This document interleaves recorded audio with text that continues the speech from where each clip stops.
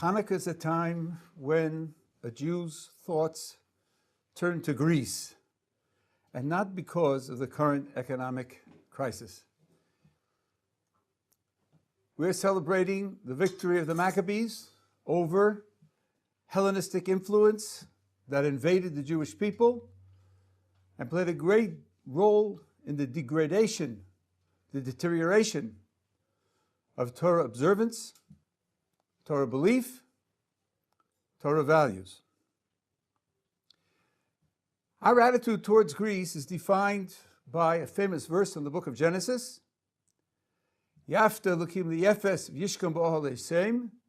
Let Yefes, whose descendant is Yavan, Greece, let him grow, let him develop, let him flourish. V'yishkon b'ohel Shem, and let him dwell in the tents of Shem, whose descendant is the Jewish people. Greece is wonderful. It's science, it's mathematics, it's philosophy, it's art, architecture. The culture of Greece is wonderful when it dwells in the tents of Shem, the tents of Torah, the tents of the Jewish people. When it's a servant of those higher values, then it's wonderful. But as in every case of means and ends, there's a great danger that the means will forget their purpose and take on the false position of being ends. And that leads to tragedy. That leads to disaster. It's a hallmark of democratic societies that the military is under the control of a civilian government. Why? The military are the experts at war. They are the ones who know how to win battles. But they don't necessarily know when it's worthwhile to fight or how it's appropriate to fight. Those are values that go beyond military expertise. Democracies understand that you can't leave it up to the military to decide when and how to fight. That has to be in the hands of those who appreciate the values for which the entire society stands, not just those who are masters of the means of fighting. There is a perennial debate in academia, in the universities, between the arts and the sciences. The sciences pride themselves in their accomplishments, new technology, new understanding of the universe, and they challenge the arts. Can you explain why the stars shine? How many new apps have you developed for our technology? What do the arts reply? They reply, indeed, you have built marvelous technology, and you have provided us with understanding of how the universe works. To what ends? For what purpose? What is the value of that technology? What are we going to do with that understanding of how the world works? That's what the arts are providing. The arts are providing an insight into the purpose of the activity of the sciences. And therefore the arts cannot be ignored. They cannot be simply subjugated to building new apps for your smartphone. But the truth is, it's more than that, because Greece includes both the sciences and the arts. And we are talking about both of them being means to a higher end. Take, for example, medicine. Medicine has made enormous strides in lengthening life and increasing the value of life, the quality of life. But medicine cannot determine the purpose of life or the value of life. When medicine strays over into euthanasia, when medicine pretends to determine when life should be terminated, medicine has stepped beyond its appropriate role as means and has pretended to become a representation of the ends. And then it has stepped out of its place. Medicine, too, has to be under the control of the general values of the society. Otherwise, it usurps its role. Economics, mathematical economics, is based on the assumption of the rational consumer. People have things that they value, and they are going to rationally use their means to achieve those ends. Amartya Sen, who won the Nobel Prize in economics, was famous for criticizing this entire effort on the grounds that people are not rational consumers. That's not what they are. That does not define their identity or their essence. People are much more. First of all, they make mistakes in rationality, but their being, their value, their purpose transcends being merely rational consumers. And therefore, these models of economics are based on a false picture of the human being. And the response from the mathematical economists was, but if we don't make this assumption, we can't prove any theorems. You can figure out for yourself exactly what that's worth. You have to make a false assumption about human beings to prove your theorems. To whom do your theorems apply? And that's why we can't predict what economies will do, because they're based on a false picture of what the human being is. And if you start with an assumption that man is merely a more developed animal, what then of man's hopes, man's dreams, and man's responsibilities? You are nothing but a slightly smarter squirrel.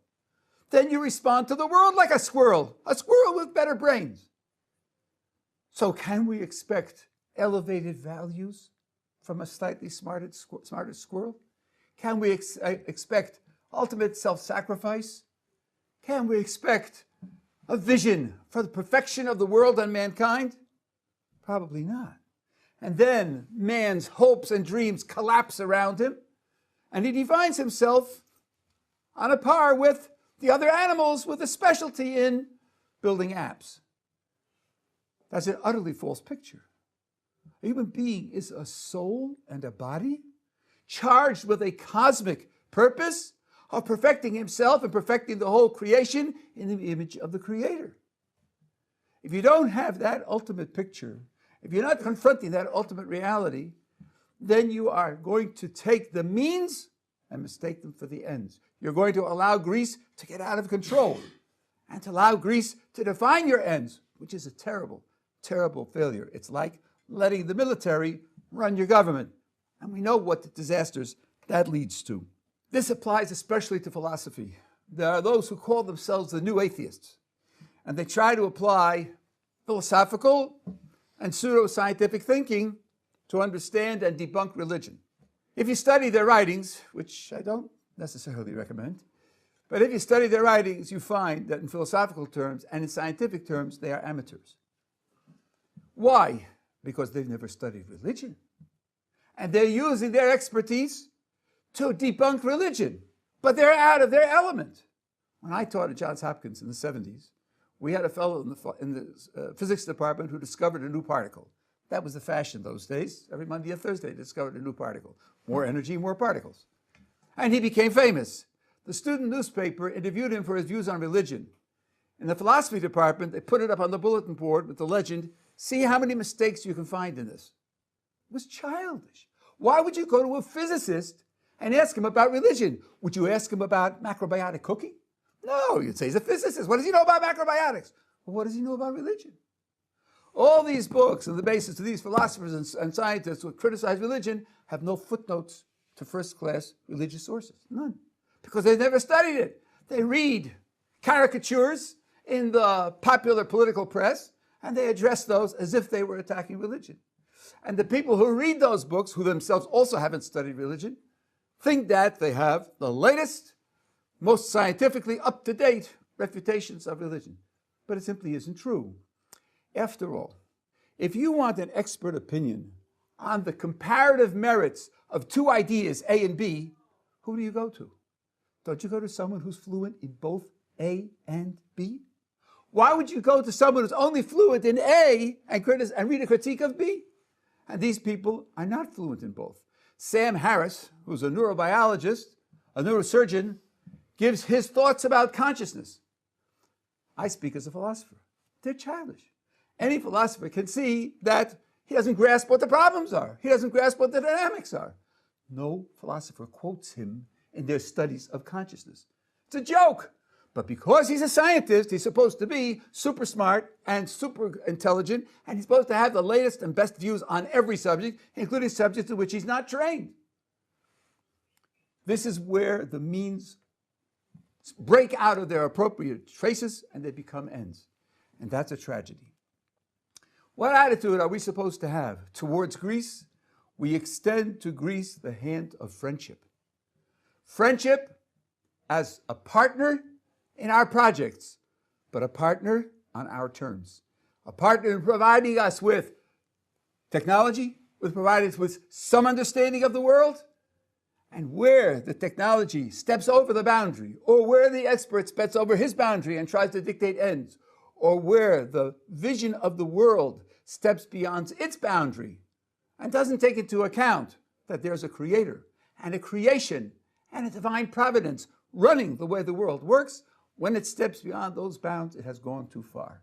The hand of friendship to Greece is a hand of friendship for partnership on our terms. It's crucial for us to know what the terms of the Torah are. The more we study it, the better we understand what the ultimate values are, what the ultimate goals are, and what the ultimate vision of the universe is. And then we know exactly how to accept the gifts that Greece can give us.